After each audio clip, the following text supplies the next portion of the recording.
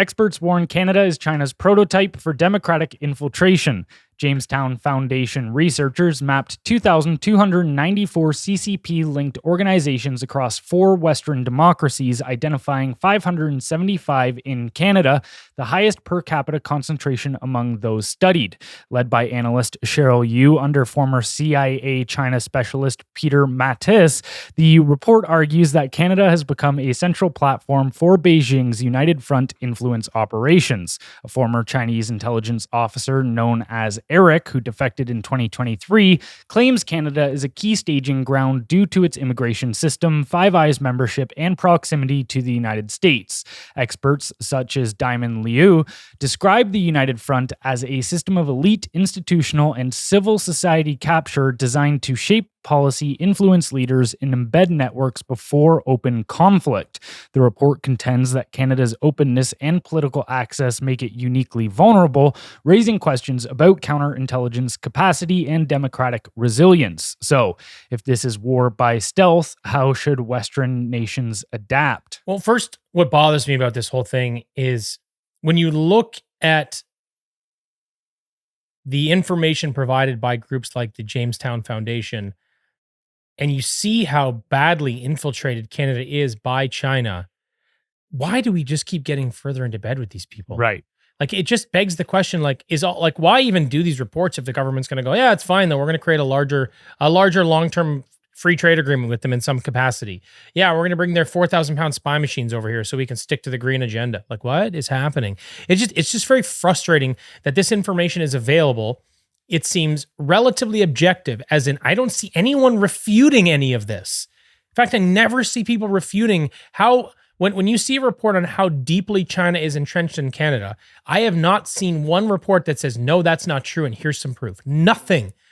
So you see all this and you just go, how can our government continue to get deeper and deeper into bed with these people? So to your question, how should Western nations adapt? You need to start implementing legitimate policy to stop these things from happening. Like, people wonder why Trump is so pissed off with Canada and why he said, if you create this deal with China, I'm going to put 100% tariff on things. You know, people always want to be like, you know, orange man bad, but it's like, you can't, like, we've got the largest land border in the world. It's like 9,000 kilometers or something like that. Mostly unmanned. Right? And, you know, they say more terrorists are coming through Canada into the U.S. than Mexico in. Now, obviously, the Mexican border is only about, I think it's about a third to around a third of the size, with many, many more agents. So sure, it's better taken care of. But the reality here is, you know, there are significant ramifications of getting deeper into bed with these people. And one of the biggest ones I would suggest is not just what it's doing to our own country and our own institutions, but what it's doing to our relationship with America. And I really think people forget how important it is. 4% of our goods go to China. 76% go to America. We don't have the benefit of being able to diversify trade like someone like the UK, because we are landlocked to the United States, which in my opinion is actually a significant benefit. It's the largest army ever in existence. If you're looking for someone to support you, that's your team. So you look at this kind of stuff and you kind of wonder why we keep pushing back the other way. If they're going to adapt, they need to, like, first be honest about what's going on. Like, use these reports. Like, you were talking about Pierre Poilievre coming out and, you know, kind of putting himself in the line of fire by saying what's wrong with Canada. This is a good place to start. You know, I recognize he started somewhere else, but what I mean is this is a really great topic of discussion to be like, hey, we need to change this. And the reason I think that this would be a good idea is because I'm of the opinion right now that Mark Carney is building a campaign. We know that there's very likely an election coming, and we know that the Liberals, as we said earlier, are very likely to win a majority. But they're campaigning on this idea that Trump is bad and we need to go diversify with the rest of the world under this new world order. So we're part of the SAFE program, you know, in the from Europe, which is like the nuclear and not just nuclear, sorry, the new weapons rearmament plan. So we're the only country that's not landlocked there. So we're part of that program. We're creating deals with the UK, New Zealand, Australia. We're creating deals with China, India, the UAE, you know, all these other places. And Carney's got this pitch of like new world order. It's like, okay, but practically you can't divert your resources at scale, at pace, with any speed. So we need to be aligned with America. We need to. If I was Polyev right now, that would be kind of the game I would be playing. I'd be pushing back and I'd be bringing these things up and being like, these are the people that Mark Carney wants you to get into bed with. This is what's happening and this is what they're doing in this country. I think if you don't really highlight it and call it out, you need awareness first. Once you have awareness, then you can start pushing some policy and then try to make some material changes. But until we get there, I just don't see anything changing. And I think he would be the only conduit right now.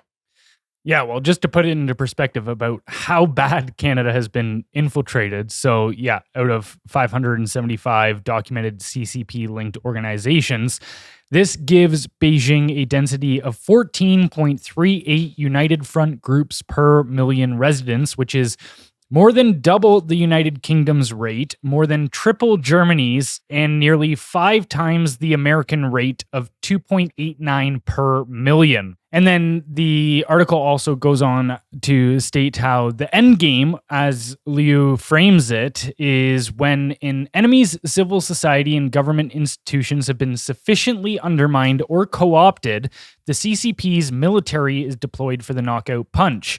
This is how the CCP defeated this KMT and conquered mainland China. So the KMT was the nationalists in the Chinese Civil War. It was who the CCP overthrew in order to take over control of China, but essentially it's the exact same playbook that they took on there. And so there's definitely a military aspect to all of this as well. It's not just like they're not doing this for no reason if it doesn't grant them an extreme amount of power over us. And you look at that, okay, yeah, Canada is part of Five Eyes, which is sharing intelligence with America, UK, Australia, and New Zealand, and then us as the fifth. Well, if they sufficiently capture our institutions, then they get access to all this other intelligence from these other nations. As we know, many of these other nations are actually looking at us as a weak link and are now hesitant to share intelligence with us for that reason. Yeah. But then too, even if you think about it, okay, I'm not saying they're doing this 100% as if they're going to launch an invasion into Canada. But if you're looking at it from China's perspective and you're thinking there's a possibility that the superpowers are going to end up in kinetic war against one another, and if we ever wanted to launch an attack on America, like you're not landing on America's east or west coast. There's not a chance.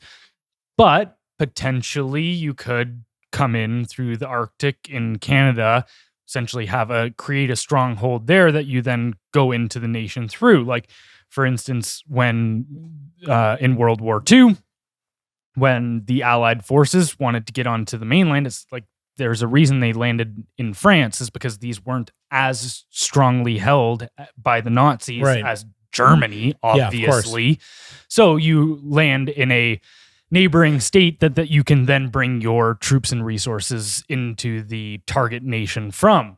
And it's like, yeah, of course that would make sense from a Canada perspective, or like strategically. If that's what the way I see a lot of it with China is this: we are the weak link. They do want access to information. We know how they operate. They basically operate through information warfare. That's what they do primarily, it seems. That is their new, that is their preferred form of warfare these days. That and economic, belts and roads, stuff like that. And maybe bio warfare, if maybe the world was shut down by a pandemic or something. Perhaps. Maybe. They've got other tools in their belt. But the reason I'm saying that is the way I think they look at Canada is I don't think they look at it as much. They could certainly do that. That's definitely an option, especially going through the Arctic and what's happening. But I think they're basically the plan that they can depend on, I would say, is we're weak. We're a weak link. They've infiltrated our institutions. So they basically get to make sure that they get access to all the information that's important and relevant to them through Canada. That's basically what we've become, a conduit, so that China is tapped into what's happening around the rest of the world, the Western world. So we, in my opinion, are their ear to the ground within the West. That's effectively what I think this is, which is pretty dark. Yeah, 100%.